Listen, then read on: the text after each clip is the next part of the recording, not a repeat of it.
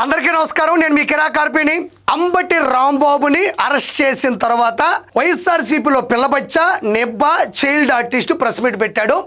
ఏం మాట్లాడుతున్నాడో ఒకసారి విందాం.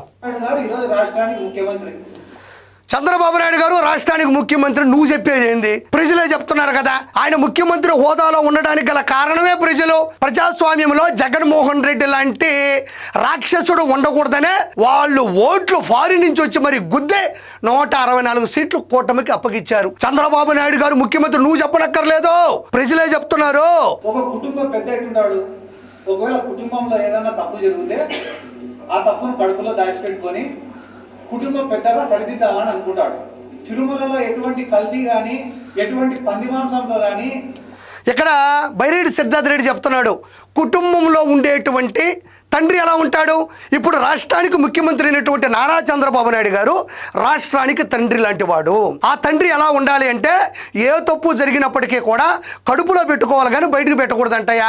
అంటే ఇక్కడ బైరెడ్డి సిద్ధార్థ రెడ్డి ఒప్పుకుంటున్నాడు, తిరుమల లడ్డూలో కల్తీ జరిగింది, ఆ విషయం తెలిసినప్పుడు ఆయన కడుపులో పెట్టుకోవాలి కదా అంటున్నాడు. చేసింది ఏమన్నా చిన్న విషయమా, చిన్న చితకా విషయమా అని నేను ప్రజల్ని ఈ రోజు ప్రశ్నిస్తుండా. అంటే ఆయన ఒప్పుకున్నట్టే కదా. ఇక్కడ తండ్రి ఎలాంటి వాడు అని బైరెడ్డి సిద్ధార్థ రెడ్డి చెప్తుంటే నాకు నవ్వు వస్తుంది. వైఎస్ వివేకానంద రెడ్డి గారు కూడా రాజశేఖర రెడ్డి గారు చనిపోయిన తర్వాత కూడా కొడుకే అంటే తండ్రి లాంటి వాడే కదా, తండ్రి స్థానమే కదా.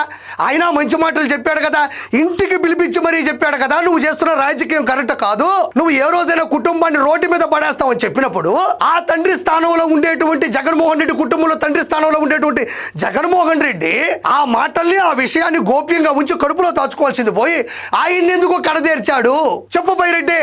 అంత గొప్ప మాటల్ని తండ్రి స్థానంలో ఉండేటువంటి వివేకానంద రెడ్డి గారు చెప్పినటువంటి విషయాల్ని కడుపులో దాచుకోకుండా ఎందుకు ఆయన్ని కడదేర్చాడు, ఎందుకు ఆయన్ని లేపేశాడు, ఎందుకు ఆయనకి స్పాట్ పెట్టాడు? ఈ రోజు ఆయన మీద కేసు నడుస్తుంటే ఎందుకు మా బాబాయికి న్యాయం చేయట్లేదు, హూ ఈజ్ కిల్డ్ బాబాయ్ అని ఎందుకు ప్రశ్నించడం లేదు? పోనీ జగన్మోహన్ రెడ్డి వైఎస్ రాజశేఖర రెడ్డి గారు చనిపోయిన తర్వాత ఆ కుటుంబానికి పెద్ద దిక్కు, తండ్రి స్థానంలో ఉన్నాడు. ఇది నేను పెద్దగా చెప్పనక్కర్లేదు, పరిచయం లేనటువంటి వాక్యం. మరి సొంత చెల్లిని పసుపు చీర కట్టుకుందని దుర్భాషలాడుతూ వర్రా రవీందర్ రెడ్డి అండుకో సజ్జల్ భార్గవ్ రెడ్డి సహాయంతో దారుణాది దారుణంగా పుట్టుకల గురించి మార్ఫింగ్ ఫోటోలు పెడితే తండ్రి స్థానంలో ఉండేటువంటి జగన్మోహన్ రెడ్డి ఏమన్నా మాట్లాడినాడా? పసుపు చీర కట్టుకుంది కదా, అది పెద్ద తప్పే ఉంది, అది ఏమీ చేయొద్దని ఆయన ఉన్న కడుపులో పెట్టుకున్నాడా? సొంత తల్లికి ఇచ్చేటువంటి డబ్బుల్లో 10-15% వస్తే దాన్ని కడుపులో పెట్టుకోకుండా కన్నీళ్ళ రూపంలో దాచుకోకుండా కోర్టు మెట్లు చుట్టూ ఎందుకు తిప్పుతున్నాడు? సొంత చెల్లిని కన్న తల్లిని బయటకు పంపాడు, బాబాయిని పైకి పంపాడు. తండ్రి స్థానంలో ఉండేటువంటి వైఎస్ వివేకానంద రెడ్డి గారిని పైకి పంపాడు. తండ్రి స్థానంలో ఉండాల్సినటువంటి వ్యక్తి సొంత చెల్లిని కన్న తల్లిని బయటకు పంపాడు. దీనికి నువ్వేమన్నా సమాధానం చెప్పగలవా? మరి కడుపులో పెట్టుకోవాలంటున్నావు. నాకు తెలిసి జగన్మోహన్ రెడ్డి 14 లక్షల కోట్ల రూపాయలు అప్పు తెచ్చి కడుపులో పెట్టుకున్నాడు. అందువల్ల వీళ్ళు ఎవరిని పెట్టుకోలేకపోతున్నాడా? ఎర్రచందనం ఎత్తేసాడు. ఆ డబ్బుల్ని కడుపులో పెట్టుకోవడం వల్ల వీళ్ళకి స్థానము లోపల ప్లేసు లేకుండా ఏమన్నా వదిలేశాడా? తిరుమల శ్రీవారి లడ్డూని కల్తీ చేసి 1000 కోట్ల రూపాయలు దంచేశారు. అది కడుపులో పెట్టుకోవడం వల్ల వీళ్ళకి అక్కడ స్థానం లేదు, ప్లేస్ లేదని అనుకుంటున్నారా? కల్తీ మద్యాన్ని అమ్మి 1000 కోట్ల రూపాయలు కడుపులో దాచుకోవడం వల్ల వీళ్ళని దాచుకోవడానికి, దోచుకున్నది లోపల ఉంచుకోవడానికి ప్లేస్ లేకుండా వదిలేశాడని నేను బైరెడ్డిని డైరెక్ట్ గా పిల్లబచ్చాను అడుగుతున్నా. ఇక్కడ చూడండి, తిరుమల లడ్డు తయారు చేయకపోయినా రాజకీయ స్వార్థంతో జగన్మోహన్ రెడ్డి గారికి హిందువుల్ని దూరం చేయాలనే ఒక ఉద్దేశంతో దాంట్లో జంతు కొవ్వు కలిసిందన్నారు. వీళ్ళకి ఏమన్నా చిన్నప్పటి నుంచి తిని అలవాట? సరే, చిన్నప్పటి నుంచి ఎవరు తిన్నారు? బ్రిటిష్ వాళ్ళకి ఎవరు పంది మాంసాన్ని అమ్మారు? పంది మాంసం అమ్మకం ద్వారా వచ్చిన డబ్బుల్ని 1000 కోట్ల రూపాయలు భూములు ఎవరు కొన్నారు? పంది మాంసం గురించినటువంటి వికీపీడియా కొడితే ఎవరి పేరు వస్తుందో ప్రత్యేకంగా చెప్పనక్కర్లేదు. మరి బైరెడ్డి ఇక్కడ మాట్లాడే విధానం చూస్తా ఉంటే వీళ్ళు ఏమైనా తిరిగి చెప్పారా? లేదంటే అక్కడ అసలు కలవలేదు. ఎందుకు జగన్మోహన్ రెడ్డి నుంచి హిందువుల్ని దూరం చేస్తున్నాడు అంటున్నాడు. మరి జగన్మోహన్ రెడ్డికి హిందువుల మీద అంత ప్రేమ ఉంటే తిరుమల చెట్టును తాడేపల్లి ప్రాంగణంలో వేసుకొని కోట్ల రూపాయలు ఖర్చు పెట్టి టాలీవుడ్ సింగర్లు పిలిపించుకొని ఎందుకు భజన చేయించుకుంటాడు? హిందువుల మీద ప్రేమే ఉంటే డిక్లరేషన్ ఫామ్ మీద ఎందుకు సంతకం పెట్టాడు? హిందువుల మీద ప్రేమే ఉంటే టిష్యూలో ఎందుకు ప్రసాదాన్ని దాచుకొని పక్కన పడేస్తాడు? తీర్థం పోస్తే ఎందుకు సైడ్కి ఇసిరేస్తాడు? ఎందుకు చేస్తాడు ఇవన్నీ? అంతెందుకు హిందువుల మీద ప్రేమే ఉంటే జగన్మోహన్ రెడ్డికి తన సతీమణి భారతీరెడ్డి గారిని తీసుకొని ఎందుకు తిరుమల కొండ మీదకి రాలేడు అనే దానికి నువ్వు సమాధానం చెప్పగలవా? హిందువుల మీద ప్రేమ కాదు, హిందుత్వం మీదే అతనికి ప్రేమ లేదు. హిందువులంట జగన్మోహన్ రెడ్డి నుంచి హిందువులు దూరం చేస్తున్నాడంట. అంతకు ముందేమో జగన్మోహన్ రెడ్డి హిందువులందరినీ హక్ చేసుకున్నట్టు, అందరినీ ఓదార్చినట్టు, హిందువుల కోసం పోరాటం చేసినట్టు అవన్నీ ప్రజలకు తెలియదా? ఒక్కదానికి సమాధానం చెప్పు నాకు. ఆయనకి హిందుత్వం మీద అంత ప్రేమే ఉంటే సతీమణి భారతీరెడ్డి గారిని తీసుకొని డిక్లరేషన్ మీద సంతకం పెట్టి పైకొచ్చే ఎందుకు తిరుమలలో సందర్శించుకోవట్లేదు, దర్శించుకోవట్లేదు, ప్రసాదం ఎందుకు తినట్లేదు? హిందువుల నుంచి జగన్మోహన్ రెడ్డి దూరం చేయట్లేదు. జగన్మోహన్ రెడ్డికి హిందువులంటేనే ఇష్టం ఉండదు. ఇంకొకటి, దాంట్లో కల్తీ జరిగింది, జరగలేదు, ఎవరు చెప్పారు అంటున్నావు. ఈ రోజు ఎన్డీడీబీ ఇచ్చినటువంటి సిట్టు సిబి ఇచ్చినటువంటి ఛార్జ్ షీట్ లో ఏమని రాస్తుంది? 0.1% కూడా పాల పదార్థం గానీ అందులో నెయ్యి గానీ లేదు అని చెప్తున్నారు.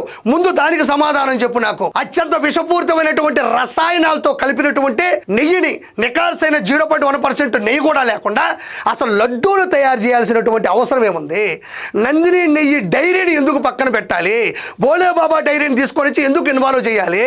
అంత ముందు వరకు సవ్య దిశలో సాగుతున్నటువంటి శ్రీవారి లడ్డు ప్రసాదాన్ని ప్రపంచవ్యాప్తంగా ఉన్న భక్తులందరూ కూడా భక్తి శ్రద్ధలతో తింటూ ఆనందాన్ని వ్యక్తం చేస్తూ ఉంటే ఏం కొంపలు మునిగిపోయాయని, ఏమంత తీవ్రమైన బాధ వచ్చేసిందని మీరు ఎందుకు దాని పద్ధతిని, దాని పరిస్థితిని పక్కదో పట్టించారు? 2019 నుంచి 2024 మధ్యన ప్రపంచ వ్యాప్తంగా వచ్చిన ఏ భక్తులని అడిగినా కూడా ప్రసాదం ఇంత ముందులా లేదు, అది అసలు ప్రసాదమే అని అనట్లేదు. మా జనాలకు చెప్పినా కూడా అన్నారా లేదా? ఫస్ట్ హాఫ్ అంతా 0.1% కూడా నిజమైన నెయ్యి లేనటువంటి పదార్థం ఈరోజు శ్రీవారి లడ్డూలో తయారైంది. నెక్స్ట్ వచ్చేటువంటి ఛార్జ్ షీట్లో ఆ రసాయనాల్లో ఎలాంటి కొవ్వు పదార్థాలు ఉన్నాయో 100% బయటకు వస్తుంది.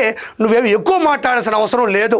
అసలు కెమికల్స్ ఎందుకు వాడారు, రసాయనాలు ఎందుకు వాడారు, అసలు నెయ్యే లేకుండా ఎందుకు శ్రీవారి లడ్డూను తయారు చేశారని నేను ఫస్ట్ క్వశ్చన్ అడుగుతున్నా. సెకండ్ దానికి నేను క్లారిఫికేషన్ ఇస్తా. దానికి సమాధానం చెప్పే దమ్ము ధైర్యం నీకుందా? పిల్ల బచ్చాన్ని ప్రశ్నిస్తున్నా ఈరోజు. ఇక్కడ చూడండి, వైఎస్ఆర్ కాంగ్రెస్ పార్టీ వచ్చిన తర్వాత రిపీట్ అయితే మీరు తట్టుకోగలుగుతారా? దాడి చేసిన ప్రదేశంలో మేమే ఉంటాం, పరిగెత్తుకుంటా పోలీస్ స్టేషన్ పోతే ఆడ మేమే ఉంటాం, గాయాలతో హాస్పిటల్ పోతే ఆడ మేమే ఉంటాం, చివరికి మీరు నిద్రపోతే కళల్లో కూడా మేమే ఉంటాం. కాబట్టి చర్యకు ప్రతి చర్య. ఇక్కడ బైరెడ్డి సిద్ధార్థ రెడ్డి అతడు సినిమా చూసినట్టున్నాడు. 5 బండ్లు పెడతా, తప్పించుకుంటే ఆడ 10 బండ్లు పెడతా, లేదంటే అక్కడ 15 బండ్లు పెడతా. అతడు సినిమాలో డైలాగ్ని కాపీ కొట్టి ఏదో ఎలివేషన్ ఇస్తున్నాడు. ఈ ఎలివేషన్స్ వల్లే కదా వైఎస్ఆర్సీపీ ఎలిమినేషన్ అయిపోయింది.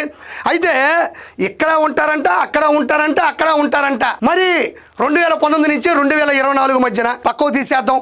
నేను ప్రెజెంట్ సిచ్యువేషన్ మాట్లాడతా. ప్రజాస్వామ్యంలో ప్రజలు ఓట్లేసి 11 సీట్లు గెలిపిస్తే అసెంబ్లీలో ఉండరు. మంతా తుఫాన్ వచ్చి ఆంధ్రప్రదేశ్ అల్లకొల్లోలం అయితే అక్కడ ఉండరు. విజయవాడ వరదలు విధ్వంసం సృష్టిస్తే అక్కడ ఉండరు. కానీ ఈయన అక్కడ ఉంటాడంట, ఇక్కడ ఉంటాడంట, ఇక్కడ ఉంటాడంట. మరి నేను ఈరోజు సూటిగా ప్రశ్నిస్తున్నాను నిన్ను. నువ్వు అతను సినిమా చూసి డైలాగ్ కొడుతున్నావు.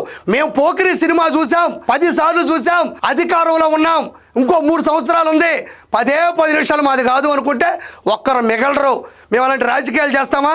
అంతటి నీచ రాజకీయాలు మేము చేస్తామని మరోసారి ప్రశ్నిస్తుండా. నాకు బైరెడ్డి సిద్ధార్థ రెడ్డిని చూస్తే నెల్లూరులో ఒక సామెత గుర్తుకొస్తుంది. ఒక పెద్ద ఆయన చెప్పాడు, పిచ్చోడికి పిగిలి ఇస్తే పగిలేదా కూదాడంట. పిగిలి అంటే విసిల్, పిచ్చోడికి పిగిలి ఇస్తే పగిలేదా కూదాడంట. మరి ఇతనికి ఎవరు పిగిలి ఇచ్చారో, ఆ పిగిలి పట్టుకొని ఎందుకు ఓదుతున్నాడో కూడా ఈ రోజును కూడా జనాలకి అర్థం కాని పరిస్థితి. కాబట్టి మాట్లాడేటప్పుడు ఏదో ఒక స్కిట్ రాసుకొని, స్క్రాప్ని వెనకేసుకొని, పేటిఎంలో డబ్బులు వేసుకొని చైల్డ్ ఆర్టిస్ట్ మాదిరి బైరెడ్డి నువ్వు రెచ్చిపోమాకు. నిజాలు ఏంటి అనేది ప్రజలకు తెలుసు. అంబటి రాంబాబు ఏ తప్పు చేశాడు, జోగి రమేష్ ఏ తప్పు చేశాడు, నువ్వు ఏ తప్పు చేస్తున్నావు, 2019 నుంచి 2024 మధ్యన నువ్వు ఎలా రెచ్చిపోయావు, చిన్న పెద్ద తేడా లేకుండా నువ్వు ఎలా మాట్లాడావు అన్నది యూట్యూబ్లో ఉన్నటువంటి వీడియోల సాక్షిగా నువ్వు కూడా శిక్షణ అనిపిస్తావు.